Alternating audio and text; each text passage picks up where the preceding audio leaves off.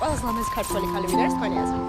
გეტყვით, მაგრამ თვითონ კითხვა არასწორად არის დასმული, ასე უნდა იყოს დასმული ეგ შეკითხვა. დედის შემდეგ ვინ არის თქვენთვის ყველაზე ლამაზი ქალბატონი, რადგან სწორედ დედა არის ნომერ პირველი სილამაზით. ამ ცხოვრებაში ყველაზე ლამაზი არის დედა. ჩვენმა დიდებულმა პოეტმა მიხა ხელაშვილმა თავის ლექსში ასე თქვა: დედის მეტს ჩემი სიკვდილი არავის აატირებსა.